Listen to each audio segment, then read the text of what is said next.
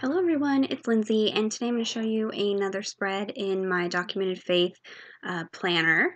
I apologize for my voice. I've been dealing with the crud all week, so bear with me for this video today. I'm going to go ahead and take out the pages from this week, and I'm laying down my craft mat because I'm going to be using this Liquitex clear gesso to prep my page. Now, you've seen me do this before, but I'm going to show you again here. So I'm using one of the Tim Holtz mini blending tools, and I'm just smoothing on a thin layer of that gesso onto the page.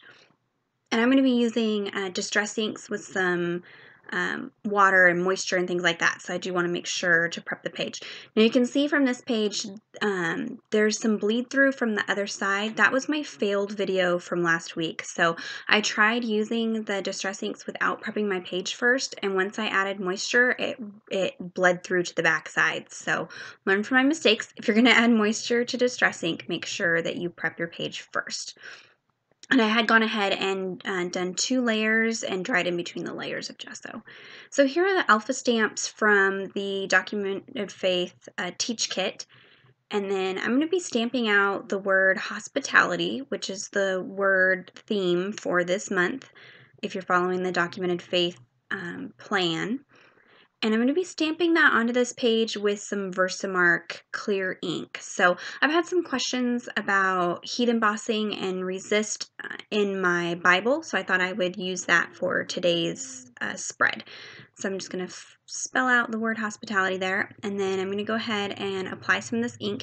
Now this is just a clear sticky ink, so you can't see it, but I'm wanting to make sure I get plenty of it on these alpha stamps. Since they are a more solid stamp, I want to make sure they're covered real good. And then I'm going to go ahead and stamp that down. And I'm pressing real good because, again, these solid stamps, I want to make sure I get a good impression. And I don't end up getting a good impression, and I'll show you how I deal with that in a minute. And then I'm just taking a baby wipe to clean my stamp. This ink is really easy to clean up.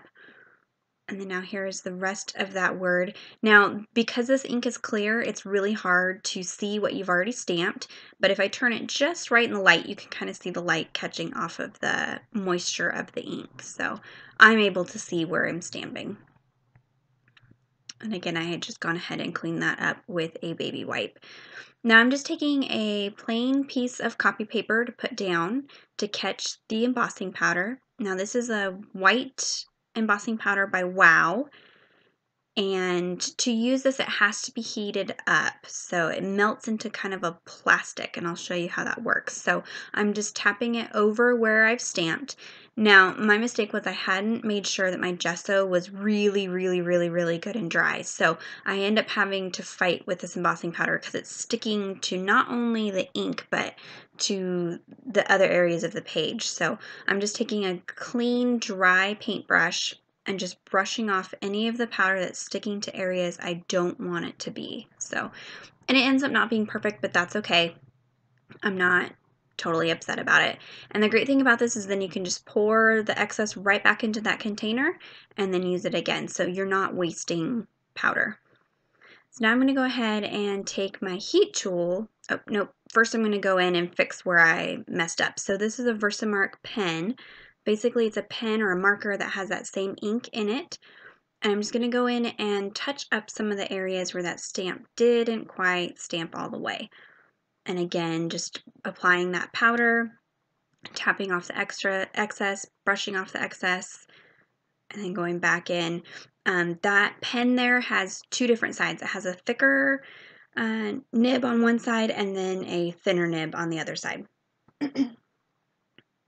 And then again, just pouring that excess into that container. And this embossing powder comes in all different kind of colors. I'm using white.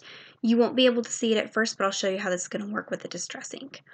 You want to go ahead and heat up your heat tool away from your page first. Make sure it's good and hot. And then you're going to take it to the stamped image on your page. And it takes it a few minutes. This is sped up.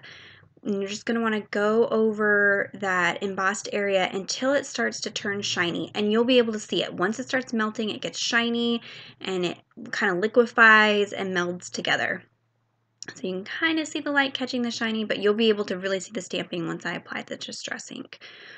And I'm going to do this other side. I did go ahead and dry extra on that side.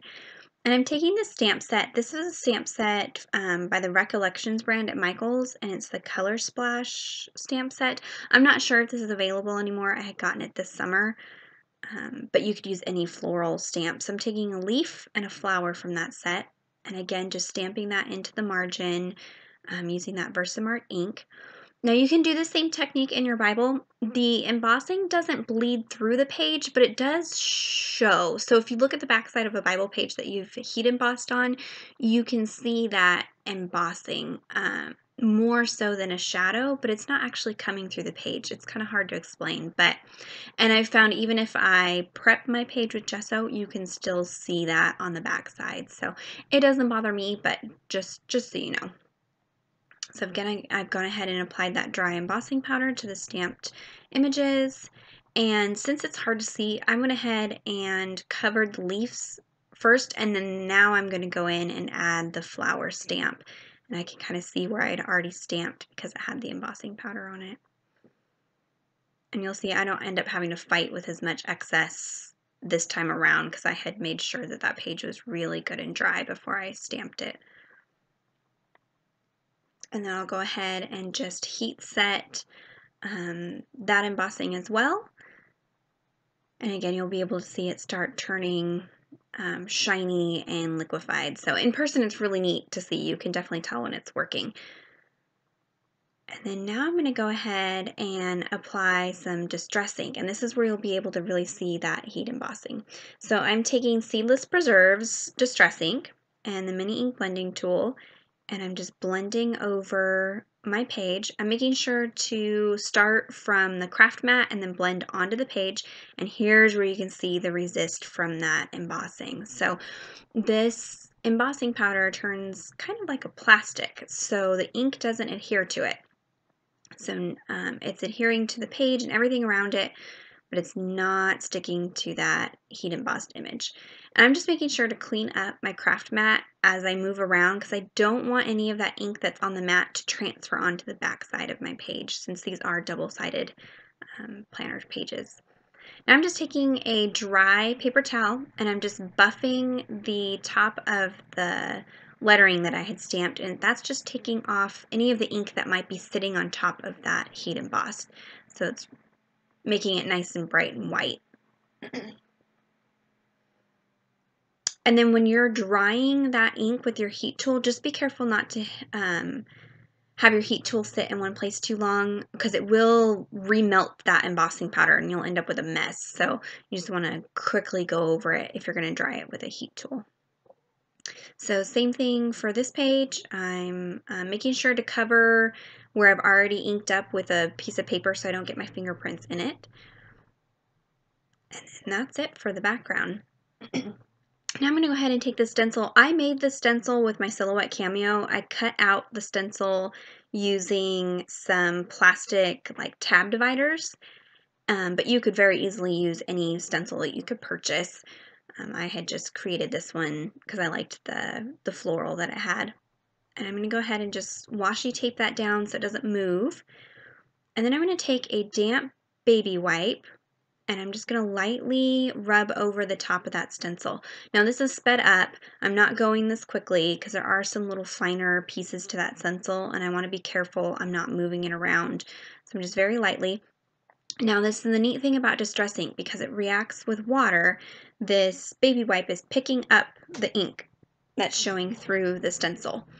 So I'm going to go ahead and gently lift the stencil, and you'll be able to see now it's picked up the ink through that stencil and created this kind of resist effect with the stencil. I'm just making sure I'm wiping up any of the ink that may have transferred to the stencil before I go on to the other side of this page. So, and you want to make sure your baby wipe is damp, but not like bottom of the container baby wipe where it's sopping wet, because that ink will start to kind of run and pool underneath the stencil if you're not careful. So, and as my baby wipe gets saturated with ink, I'm rotating to a different area of the baby wipe to pick up the ink. And this will work if you don't have a prepped page, but it works better if the page is prepped with gesso first. It picks up a little more of the ink. And if you went over this even more, you could pick up to where it's almost back to being stark white. I left it a little more of a pink tinged resist there. So I've gone ahead and done both sides. I did go ahead and dry it just for any areas that had pooled.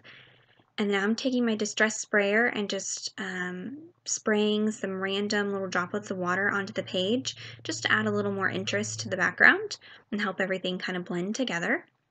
And I pick that up with a clean paper towel.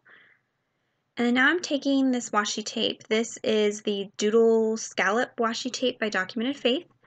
And I'm just going to put this into the center margin of this page. And you've seen me do this before. I've done this on other pages in this planner.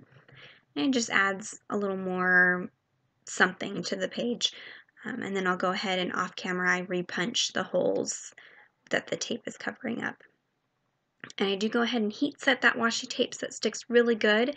Because I have that little bit grainier gesso, things don't want to stick quite as easily. So by heating up that adhesive, it makes that washi tape stick really, really well. And I'm just cutting off the excess off of the edges there. And then now I've gone ahead and cut the holes again. And that's it for the spread this week. So be sure to subscribe to my channel, hit the like button if you enjoyed this video, and I have more videos planned for the rest of this week with this spread. So until next time, thank you so much.